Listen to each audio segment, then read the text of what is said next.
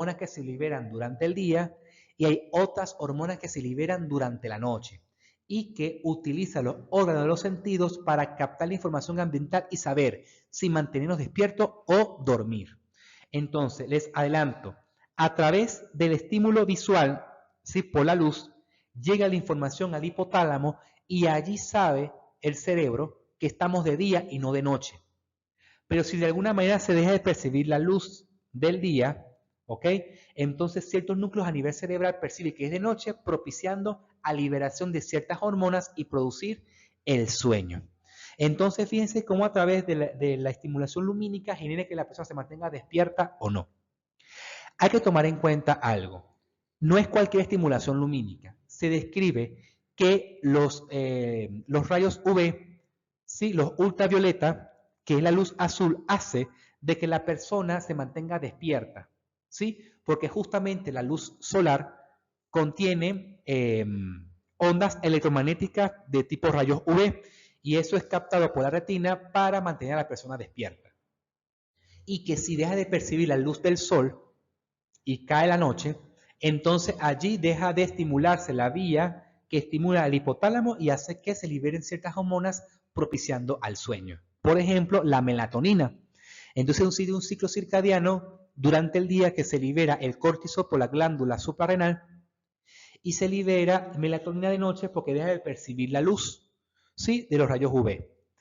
Tomar en cuenta que las pantallas generan luces azules, rayos UV de poca cantidad, pero que es suficiente para que el cerebro capte que todavía es de día y que por esa razón, al captar luz azul de las pantallas, genera disminución de melatonina, no de producción, sino de secreción de melatonina. Y eso hace de que los picos de melatonina nocturna hacen de que no sean efectivas para inducir el sueño.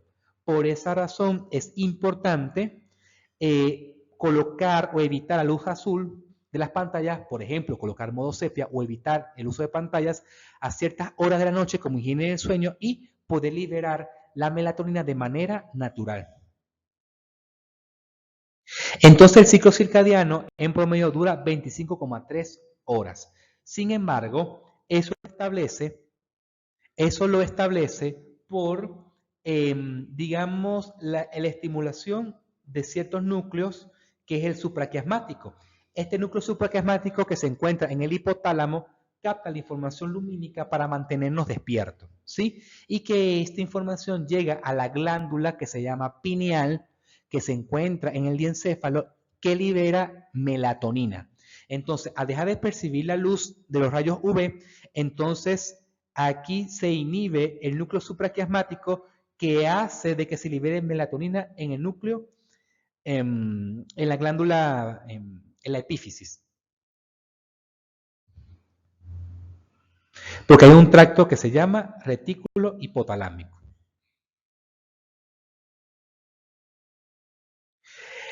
Resulta que ciertas proteínas que se encuentran a nivel núcleo celular en las neuronas que se encuentran en el hipotálamo, fíjense que existe una producción de una proteína, pero esa proteína justamente tiene una vida media de 24 horas, lo mismo que dura un ciclo circadiano.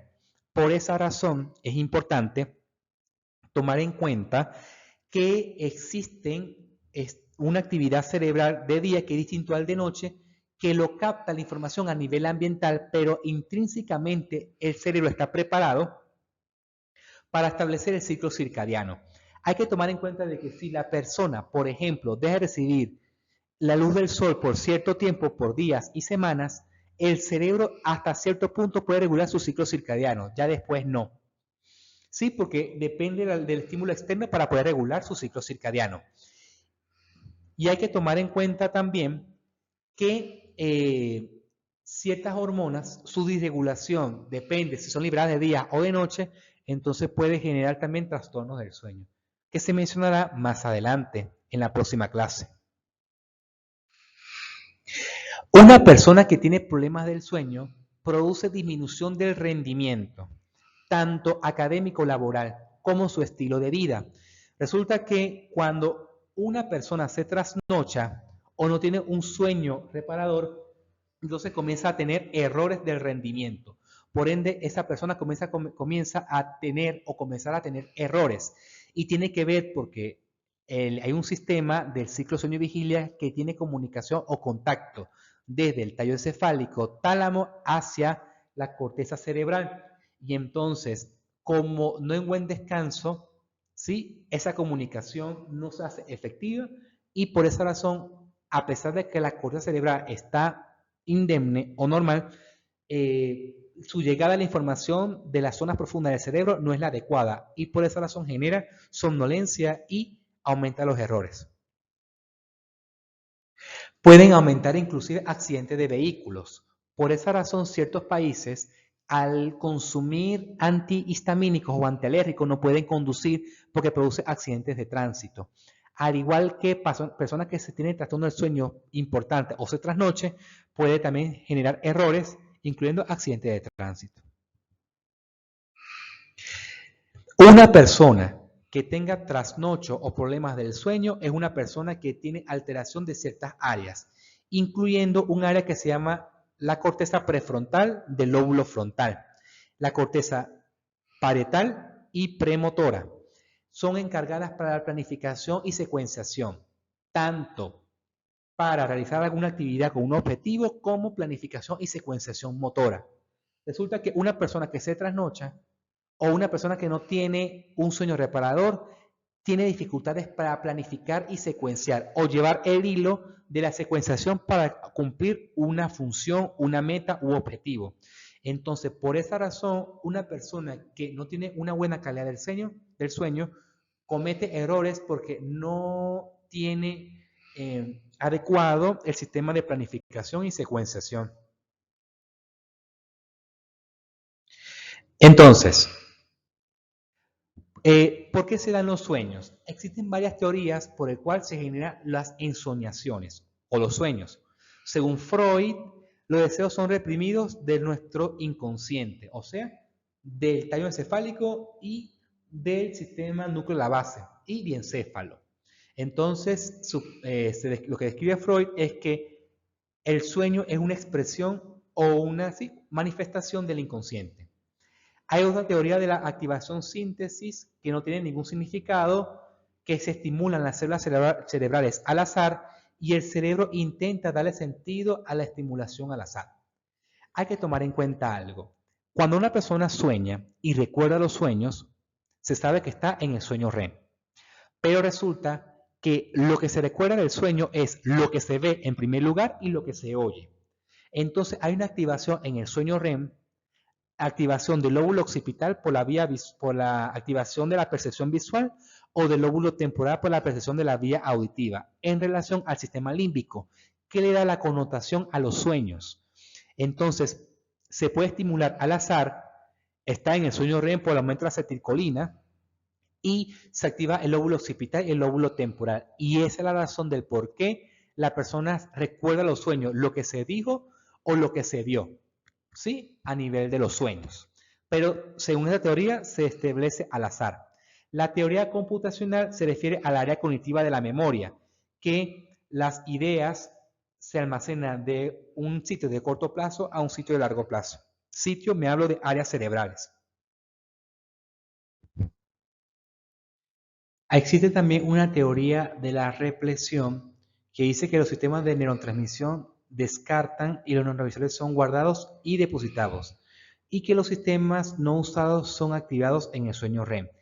Eso se hace alusión con respecto, por ejemplo, a la hipocretina, la acetilcolina y las monoaminas. Entonces, hasta cierto punto es cierto que cumple la función del sueño, pero no es del todo su función.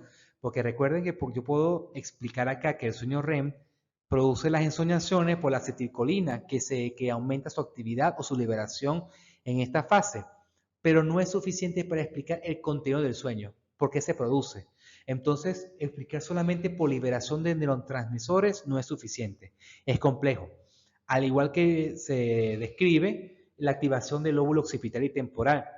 Perfecto, pero ¿qué función cumple respecto a estas funciones en relación a la fisiología del estilo de vida de la persona? Entonces, eso todavía hay discrepancia y estudios. que se están realizando en este momento. Con respecto a la solución de problemas, se procesan los problemas que nos ocurren durante el día. Entonces, aquí también se describe que el cerebro, por lo general, cuando veamos en Neurociencias 2, atención, ¿sí? Como área cognitiva, el cerebro es capaz cognitivamente de filtrar información y centrarnos en un solo punto o un solo estímulo. Pero resulta que, según lo que describe aquí en los sueños, no se filtra del todo, porque eso puede ser almacenado en el subconsciente o inconsciente y que se puede ser manifiesto o manifestado durante el sueño, específicamente el sueño REM. Y el no REM puede ser manifestado, pero simplemente no se recuerda porque no hay liberación de acetilcolina. Un animal o una persona que tenga trastornos del sueño tipo insomnio y dure días o semanas sin dormir puede producir la muerte.